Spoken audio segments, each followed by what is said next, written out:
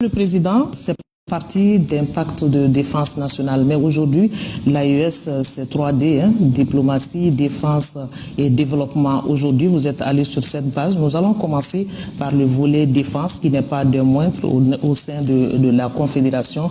Dites-nous, quelles sont les avancées notoires par rapport à cette question de défense? Qu'est-ce qui a été fait dans le cadre de l'harmonisation, de la coordination des actions militaires? Merci, Sira. Et tout d'abord, je voudrais rendre un hommage mérité au peuple souverain de la Confédération, c'est-à-dire les populations du Burkina Faso, du Mali et du Niger, et qui ont très vite compris les enjeux de notre combat qui s'articulent autour de la vision du respect de notre souveraineté, du respect des intérêts de nos peuples. Depuis la consécration de la création de la Confédération le 6 juillet 2024 à Niamey, et aussitôt les différents ministres de la Défense et les chefs d'état-major généraux se sont mis à la tâche. D'abord, en un premier temps, il y a eu la mise en place des officiers de liaison dans les différents pays afin de coordonner les différentes opérations. Ensuite, il y a une phase de montée en puissance pour aboutir à la force unifiée. Parce que quand vous regardez dans la feuille de route de l'A1 de la Confédération, le Mali était demandé de travailler pour la mise en place de la force unifiée. Et donc il y a eu ensuite une phase d'entraînement, il y a eu des exercices tactiques à Niamey, et en plus des États du Sahel, le Togo et le Tchad aussi ont participé. Donc c'était le début de la montée en puissance. Donc aussi il y a eu la formation des officiers d'état-major par l'école de maintien d'Alou Blonenbe du Mali. Donc toutes ces actions ont permis de faire la montée en puissance de la force unifiée. Donc on vous êtes rendu compte, on a mis l'étendard de la force unifiée. Bon, de façon pragmatique, de façon visible, il y a eu des avancées majeures en termes de sécurité. Bien vrai que des défis persistent toujours. En tenant compte même ou en regardant les principes même de la guerre, le premier principe qui est la liberté d'action. Aujourd'hui, nos pays disposent de cette liberté d'action, du mouvement. Aujourd'hui, on est libre d'aller où nous voulons, de faire ce que nous voulons. Donc ça, ce n'était pas du tout possible dans les années passées. Donc quand vous regardez aussi, depuis 2023, il y a eu plusieurs opérations conjointes contre ces groupes armés terroristes, dont les plus récents sont IRECO 1 et IRECO 2. Donc ces opérations nous ont permis effectivement de neutraliser plusieurs groupes terroristes, et surtout des leaders, ce qui n'a pas été possible à travers certains pays étrangers ou certains pays de puissance qui avaient même mis la tête de ces chefs terroristes en termes de prix. Donc aujourd'hui, force est de reconnaître que l'Est aujourd'hui parvenir à changer cette dynamique, non seulement à neutraliser des centaines de terroristes et détruire plusieurs sanctuaires terroristes. Donc aujourd'hui, cela nous a permis de pacifier un peu la zone. Donc quand vous regardez aussi en termes d'autonomie stratégique, nos pays ont beaucoup souffert du fait qu'on n'avait pas cette liberté, cette possibilité d'acheter aisément les équipements parce que c'était sous-traité par des pays qui instrumentalisaient ce secteur pour pouvoir nous influencer. Mais il faudra vraiment forcer de reconnaître aujourd'hui, facilement avec des partenaires sincères, nous parvenons à nous équiper et à mener nos opérations de jour comme de nuit, et en ayant toujours l'initiative. C'est-à-dire nous pouvons attaquer l'ennemi avant que ce dernier ne déclenche les hostilités. Donc tous ces facteurs n'étaient pas du tout possibles, mais Dieu merci, aujourd'hui, c'est vrai, les défis persistent parce qu'aujourd'hui, quand vous regardez, nous ne sommes plus dans la phase traditionnelle de combat contre le groupe armé terroriste. Maintenant, c'est la phase géopolitique.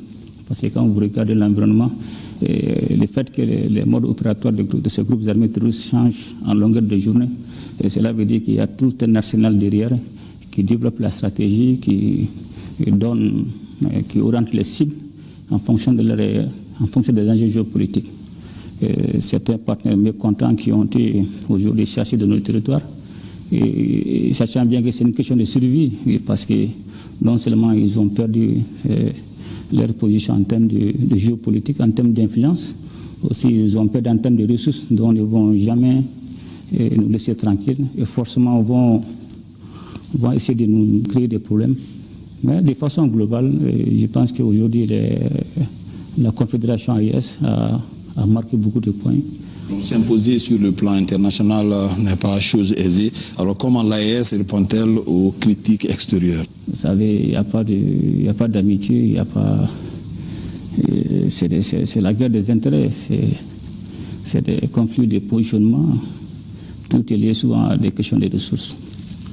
Donc ces pays qui autrefois s'accaparaient aisément de nos ressources et essaient toujours de nous mettre dans des conditions misérables. Et la dynamique a changé avec les autorités de l'AES, parce qu'aujourd'hui nous nous inscrivons dans la dynamique de défendre tout ce qui est notre souveraineté, de défendre les intérêts de nos peuples.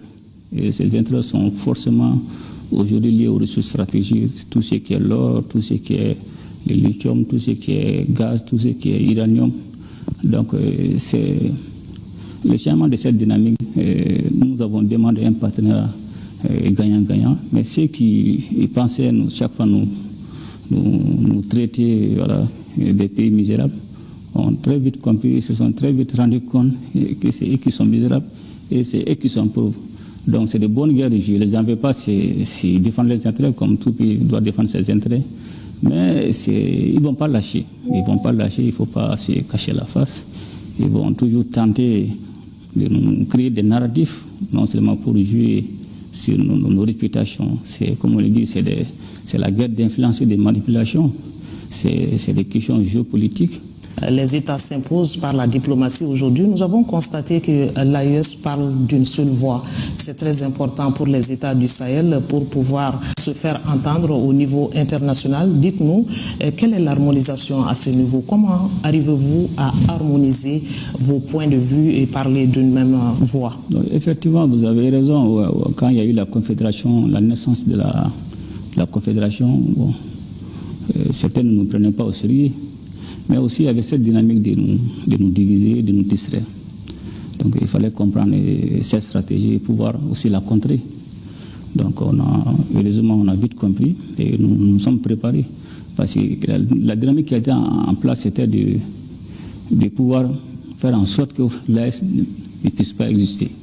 Donc même vous allez voir, même en termes d'invitation pour participer à certaines conférences, à certaines réunions, ils invitaient les gens individuellement. Donc nous avons essayé de mettre fin à ça. Si les trois États sont invités par une organisation ou par un pays, nous avons demandé que ça soit sous le sceau de la Confédération. Donc ça, c'était un premier pas. Donc aussi, nous avons harmonisé notre vision, nos positions quant au niveau des instances internationales ou sous-régionales. Lors des votes où si certains pays demandent notre appui, c'est dans le cas de l'AES.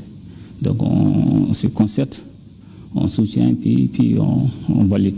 Parlons des aspects un peu spécifiques. Alors, quelles initiatives ont été prises pour renforcer les infrastructures communes? Je parlerai de routes, énergie, commerce transfrontalier, entre autres. Dans le cadre du développement, en termes d'infrastructures, en termes d'énergie, en termes de transport, d'abord, nous avons demandé qu'il y ait des rencontres sectorielles pour harmoniser d'abord les procédures au niveau des différents départements.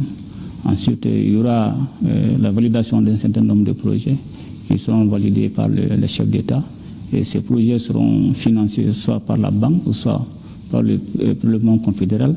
Et ces projets seront exécutés par l'agence d'exécution de la Confédération, qui est la transformation en cours de l'autorité de développement intégré de l'État Gourmand.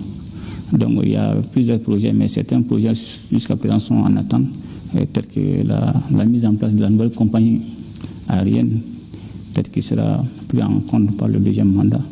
Il y a aussi la mise en place du chemin de fer Bamako-Ouaka-Niamey. Donc il y a plusieurs actions, plusieurs projets qui sont en attente. Donc nous avons mis les soubassements, les bases solides Maintenant, je pense que nous serons plutôt orientés pour le deuxième mandat sur le projet de développement. Tout ce dont vous venez de parler, tout cela concourt au développement. Dites-nous, quels sont les acquis économiques aujourd'hui que nous pouvons noter sous votre présidence de l'AES? Dans la feuille de route, il était demandé d'abord de créer la banque de développement et d'investissement. Donc aujourd'hui, je pense que cette banque aujourd'hui est une réalité. Elle est déjà créée, les conseils d'administration ont été déjà mis en place, il y a eu la nomination de ses membres. Donc, cette banque aura un capital de 500 milliards. Donc, cette banque va nous permettre de financer les projets de la Confédération, non seulement dans le domaine d'infrastructure, dans le domaine de l'énergie, dans le domaine de l'éducation, dans le domaine du transport. Mais ce n'est pas tout. Parce que quand vous regardez, nous avons décidé de transformer l'autorité de développement intégré de l'Iptako Gourmand ALG en agence d'exécution pour les projets et programmes de la Confédération. Donc cette transformation est déjà en cours. On a mis une administration provisoire pour 6 mois. Il y a eu un audit aussi qui est en cours. Il y a eu un comité d'experts qui est en train de travailler sur la transformation de cette agence d'exécution. Je pense que le processus doit être finalisé d'ici normalement à la fin 2025. Aussi, les premières opérations doivent commencer en 2026. Et vous pourrez suivre l'intégralité de cet entretien juste après cette édition. Direction à présent l'aéroport international président Modibo Keïta Sénou. C'est demain 23 décembre que s'ouvre la 2e session du collège des chefs d'État de la Confédération des États du Sahel ici au CICB. Aujourd'hui lundi